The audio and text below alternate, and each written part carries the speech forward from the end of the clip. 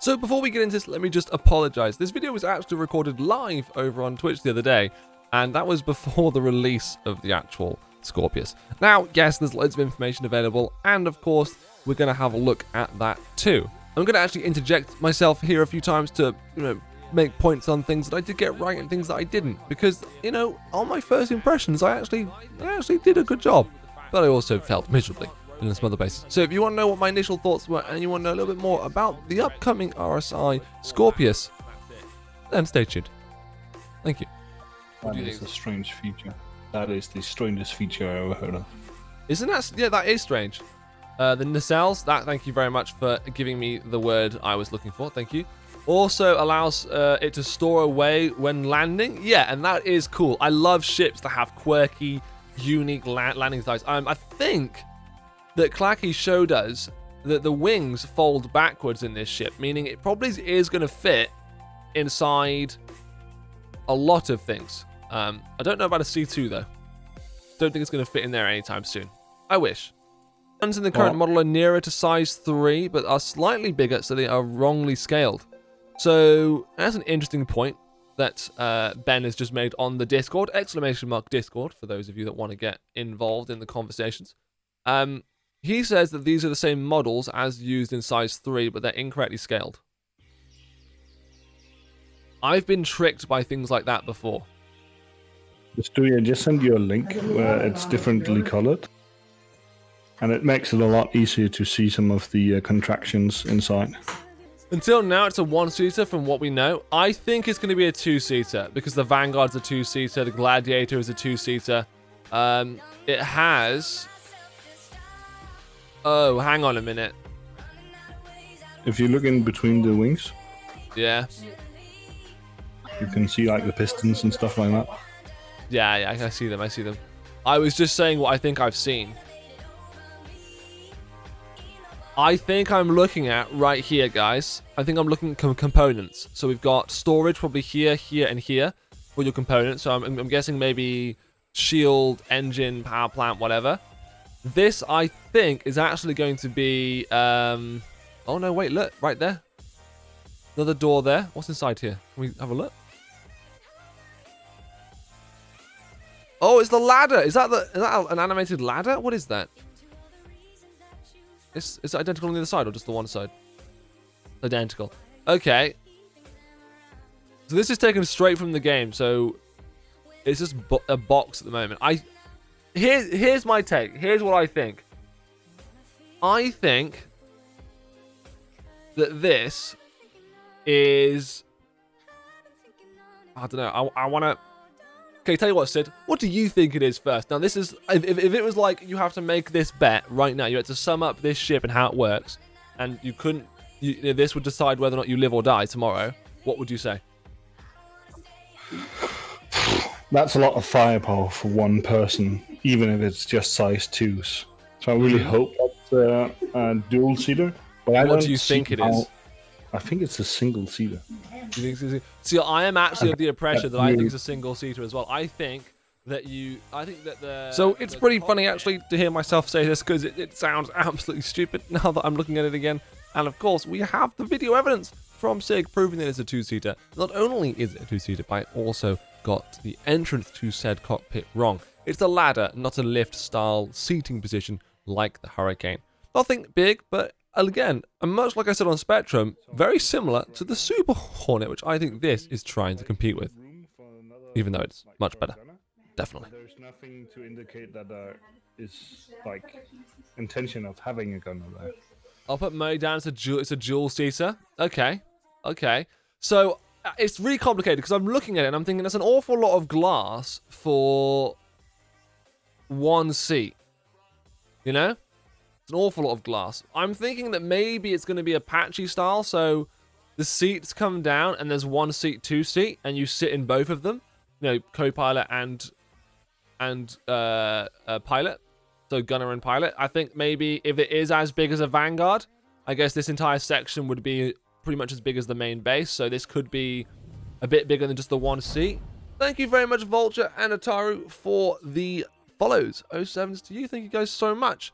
Yeah, Tomcat style. That's what I'm thinking. Yeah. That's what I'm thinking. Anonymous, thank you very much as well for the follow. 1 seat, 2 seat, red seat, blue seat. Shut the. Yeah, I think you're right. I think it's a straight up. It is a straight up fighter. It is. But what's weird is it's probably the best fighter to ever be designed for the game. It's got an extremely slim profile. You try hitting that, you just aren't going to hit it. The reason you can't hit an arrow in a Gladius is because of its profile. This has the exact same thing going for it. There's so many gaps for bullets to fly through. Like, you think it's wide, but it's just not wide. Because even on the side, right, it's only wide in this portion here. Because the rest of it is as thin as anything else. You'll just miss it, you'll go past it, through it.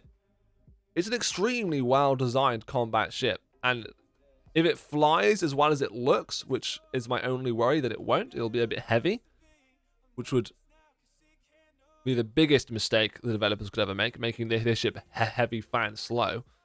I'd rather it had smaller guns than be heavy, fat, and slow, but size 3s. That's what I'd prefer. I think so. I think you get in the cockpit here. I think the landing legs are here. I think it's going to be frog style. So it's 1 at the front and then 2 on the side, but like the Buccaneer. So you got 1 there, and I think maybe another 2 here. Because these doors look about the same size, Sid. I don't know about you, whether you can see them on your end.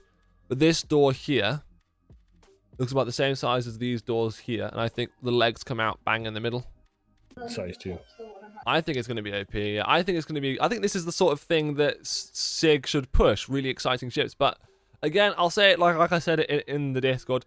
I hate ships that come out that you know full well everyone in their gran is going to own. Because I like individualism a little bit in this game. I like owning ships that are exciting and unique, hence the Banning Merchantman, Cartuel, Santa Coel, all that sort of Banning Merchantman, even though everyone does own it. So, we'll see. I think this is going to be the new most popular ship of the year. Probably going to push SIG past whatever $1 billion mark they're on. It's going to be pretty incredible.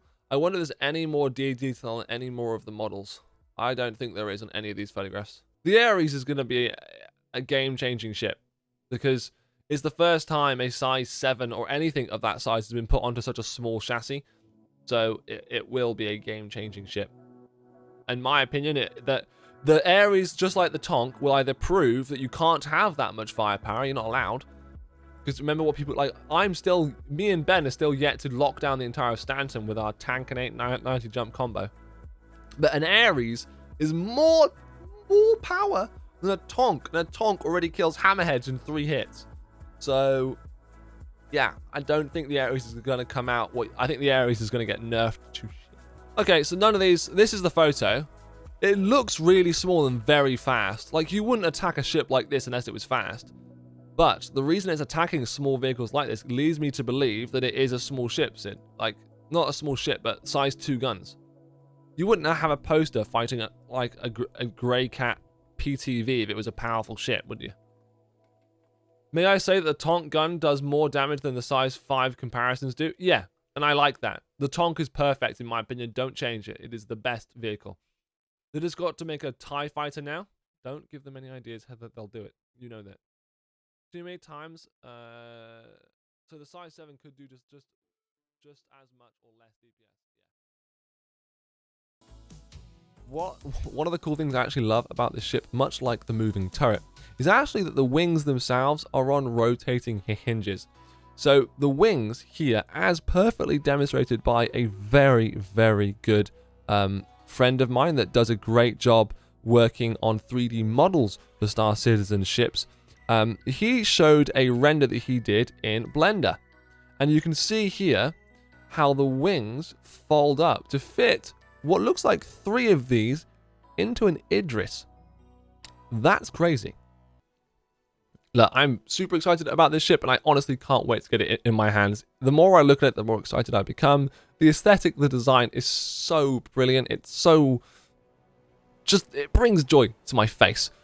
My inner child jumps at glee when I stare at this, okay? It is just fantastic, and I honestly can't wait to properly give this a review in the verse. And speaking of reviews, if you guys want to see what I think about the Nova Tonk, about the M2C2 Hercules, maybe stay tuned during Fleet Week for that, okay? I promise you won't want to miss it. So, I guess I'll see you in the verse. Enjoy Fleet Week. I'll be there. You know, it's funny. I actually think I'm wearing the exact same shirt I was wearing the last time I did one of these. I should probably find alternative items of clothing.